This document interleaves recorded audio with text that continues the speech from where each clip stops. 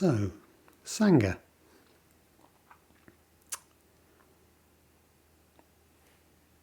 It's the Buddhist word for community.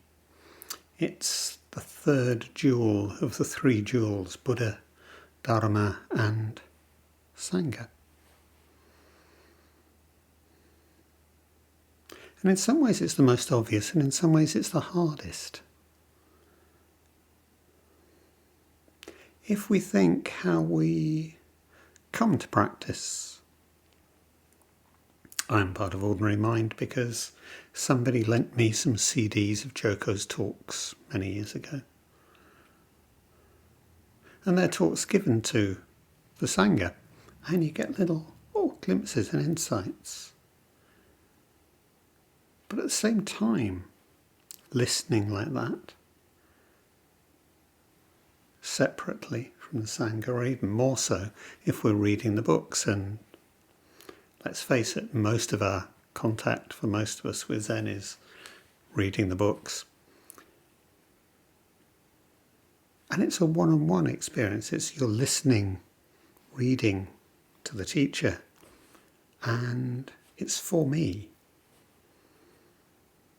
There's not really any sense of Sangha there. It's me and the book, me and the CD, me and the talk. How does that apply to me? What's that telling me about my life? And of course, Sangha is exactly what asks us to think along the other dimension, not in terms of me, in terms of us. And that's quite strange, and I'm sure we have done all sat in Sanghas.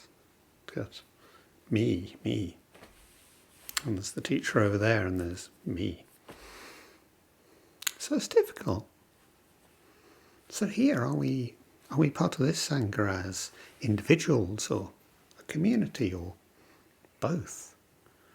How does this relate? And of course, how does this relate to our ideas? Our idea of not separate, our idea of not special.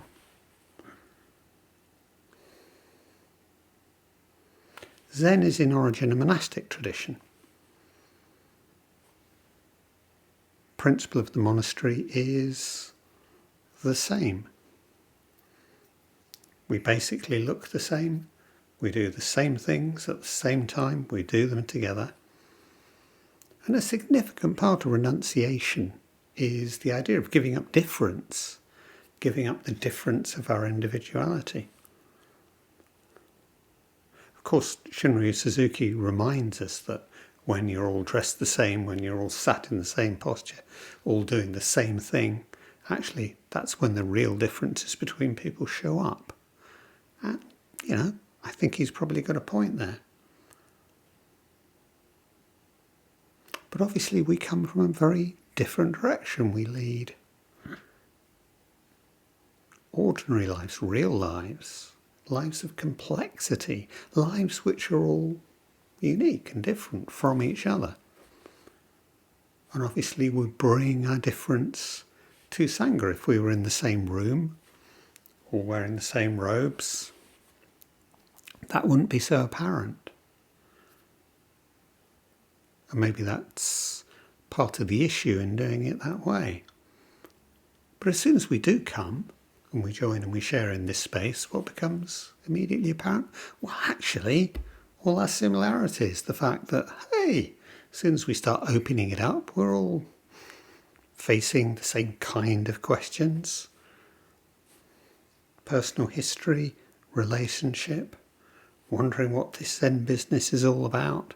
Am I doing it right? The whole usual shebang. And in a strange way, a Zoom Sangha maybe borrows slight elements of both monastic and ordinary life encounters. We each get our little square, all the same size. Nobody gets to always sit next to the teacher or, at the back or any of those little games that we play. And yet, you see people's dogs come in and out of shot, or the cat, or their partner comes in because they wanted something, or, whatever. We get the richness, the fullness of actual ordinary life, our real life, what we're practicing with, what we're practicing about, what we're practicing for, shows up on Zoom. It's actually really fascinating. And it's this play of similarity and difference. What differences make a difference? It's part of our really significant questions, which we don't need to ask all the time, but which we just let sit, make a frame for our practice. And I was thinking about Sangha. I remembered one of the koans from Dogen's own collection of koans, not koans he wrote, but koans which he brought back from China and thought were interesting to work with. As so often with Dogen, he takes the conventional understanding and stands it on its head. And I think that's very interesting here. So this is normally a koan that was thought of as being about Dharma heirs, the unique line of a Zen tradition. It's actually rather more interesting than that. This is Bodhidharma's skin, flesh, bones and marrow. Main case, Venerable Bodhidharma was about to go back to India. He said to his students, "The time has come. Can you express your understanding?" One of the students, Dao Fu, said, "My present view is that we should neither be attached to letters nor be apart from letters and allow the way to function freely." Bodhidharma said, "You have attained my skin." Nun Zongchi said, "My view is that it is like the joy of seeing Akshobhya Buddha's land just once and not again." Bodhidharma said, "You have attained my flesh." Dao Yu said, "The four great elements are originally empty and the five skandhas do not exist. Therefore, I see that there is nothing to be attained." Bodhidharma said, "You have attained my bones." Finally, Zen Master Datsu Huike came forward, made a full bow, stood up and returned to where he was. Bodhidharma said, "You have attained my marrow." Thus he transmitted the Dharma and robe to Huike. And that's the succession story from the first great patriarch of Zen to the second great patriarch of Zen. And so it's traditionally taken, they're all okay. They've all got something, but, he's got it. He's got what you need to become the second patriarch. And basically, Dogen's take on this is no. If you take these different responses as being superior or inferior to each other, you've missed Bodhidharma's intent. We should realise that although each disciple's expression of the Dharma is different from the others, nonetheless each in his or her own way contains the teacher's whole being. And I like the capping verse here. They're sometimes a bit obscure, but this one's nice. Before a step is taken, you have already arrived. Before a word is spoken, the truth has been expressed.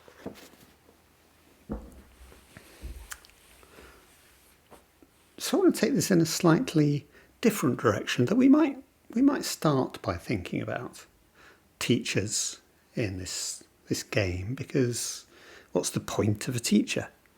Well, one of the important points of a teacher is to annoy you, to offer some resistance. The whole business of Zen and making teachers invites you to put them on a pedestal,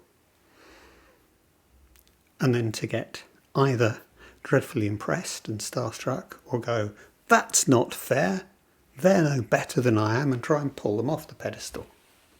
This is what the wonderful Vietnamese teacher Thich Nhat Hanh talks about in terms of the superiority complex, the inferiority complex, and the equality complex.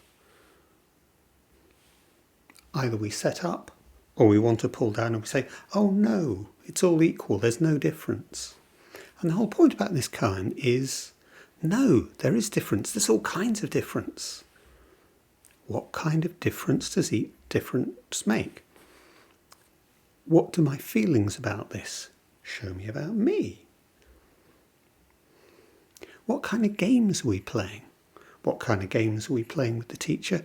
What kind of games are we playing with each other? And, you see this all the time in perfectly good, solid, ordinary Sanghas. Who does always sit next to the teacher? Who does always sit at the back? Who's always there getting out the mats? Who's always there putting away the mat? Just the kind of, this is my place, this is who I am, this is what I do. And again, that kind of thing is actually, well, because we're set back, because we're a bit distanced, I actually find it's a bit harder on Zoom. Weirdly, it seems quite easy to come with, as the precepts put it, openness and possibility, just to bring ourselves. And in terms of different slants within the Dharma, and in Bodhidharma's students, one's talking about emptiness, one's talking about a personal engagement with the Buddha, one's talking about the nature of the teachings, one's repeating the profound silence of Vimalakirti. Different modes of engagement. And again, in the physical Zendo, we're very, that's the heart of it, isn't it? And you turn up or you don't turn up. And then we add on other activities to that. And in a sense, that's what this Tuesday evening meeting is, the heart of our practice, where we all show up, where we come together. But actually, because everything we do is on Zoom, there are multiple modes of engagement within this Sangha, and this is a major one. I'll say it's the heart of what we do. But as I like to say, this is a Sangha with no inside and no outside. In a sense, we value the person that comes once every 3 months exactly the same as we value the person that comes every week. They have different roles within the Sangha because they bring different things. Or, well, actually, so many ways of engaging. We have a little bit of opportunity to respond to what's going on at the end of these meetings, but we have discussion groups where we can come together. And there's some deep and profound sharing goes on within those. We're not so good at the challenge and debate, but there's some really significant work goes on within those. Part of those begin to relate to the precept study that we do. The precepts are all about how we engage with the world of outside the Sangha. What our priorities are, what our values are, how that works in the context of Zen, how the habits we form, the ways we respond, shape us, shape our relationships. We have the institution of Jukai, the taking of the precepts, taking a more significant role within the Sangha perhaps. Again, not a badge of membership, not an inside and outside thing. I love Barry's description of it. It's more like a greeter's label at some kind of meeting. Hi, my name is Malcolm. How can I help you today? That's more the sense, more the vibe that we wish to give it. And then, of course, there is sesshin, where we actually do meet physically. And maybe that's the marrow. Maybe that's the really significant bit. Well, no, that's a different mode of engagement. This is long and thin, these meetings. That's intense, solid, serious sitting. But it's just different. It's no deeper. There's no, oh yeah, I went to 17 sessions this year. Oh yeah, we were up at 3 a.m. We didn't get to bed till 1 p.m. Any of that. This is just different modes of engagement. And then, of course, there are students that just like to build a relationship, and we talk one-to-one from time to time. All of these are different modes of engagement. They suit different people. They bring different opportunities for engagement with the Sangha. Or maybe you're just one of the people that watches the talks on YouTube, and that's like the outer layer of the onion. All these different layers within, but not necessarily any hierarchy between them. You, watching on YouTube, you have attained my skin, or something like that. All of these are modes of engagement with special and not special, with separate and not separate.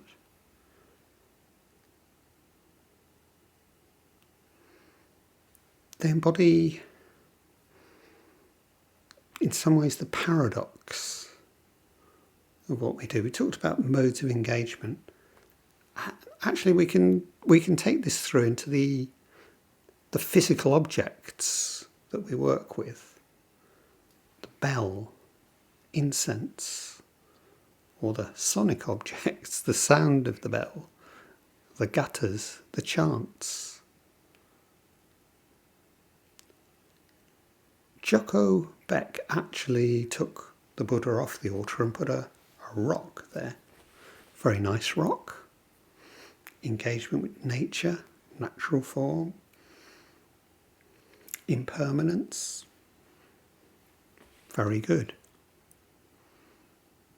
All of these are ways of playing, and I mean that in an utterly serious way, with special and not special. If we don't have an altar, nothing is special. Everything is merely ordinary. If we do have an altar, and we put a Buddha, or a candle, or a rock, or some incense on it, that immediately makes it special. Does that make it special in opposition to the rest of the world, which then becomes not special? Absolutely not. And this is the important point. This is the kind of koan aspect of it. We set something up as special to show that nothing is special, but actually everything is special. These objects just become the representatives of everything. Hey, and that's what our practice with the Sangha is about in relation to our whole lives. We separate out little portions. Zazen, Kinhin, listening to the Dharma talk, chanting, whatever. Sitting down when the bell sounds, standing up when the bell sounds. Little bits of particularity, little bits of making special. But these only have meaning, they only have importance as ways of gathering our awareness, ways of gathering our attention to take out into the whole of the world, to see that everything is special if we bring our awareness to it, if we bring our attention to it, if we realise that it's not separate. And obviously if I'm in the garden looking at the beautiful blossom and a beautiful tree, that's fairly easy to get. Less so when I'm stuck in traffic or on the tube or doing something really boring that's part of my job or whatever. Less so when it's my knee hurting. but it's still true. Everything's special. And to do that, we set up certain things as embodying that specialness. Back to the koan.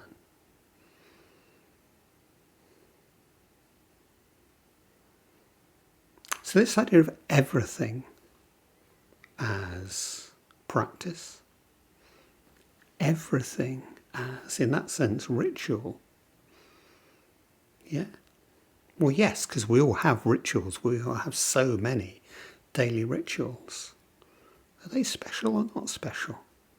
How do they relate to what we do in Zen? Do we bring awareness to those?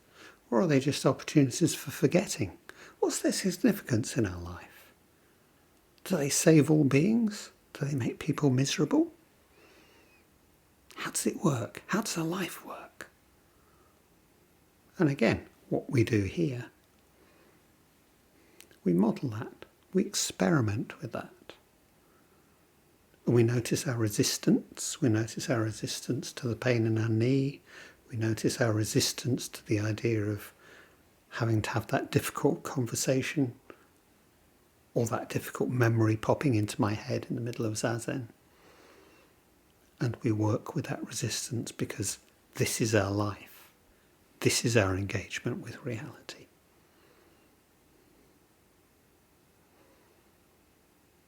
And Joko's brilliance on why the fact that she founded Ordinary Mind is significant and why we're here today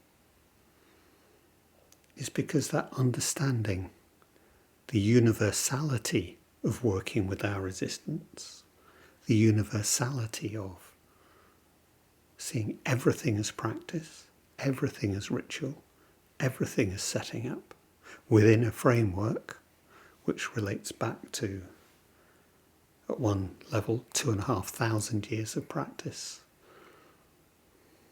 is remarkable. And why just sitting here together on Zoom offers us this weird support that sitting together just isn't like sitting on your own.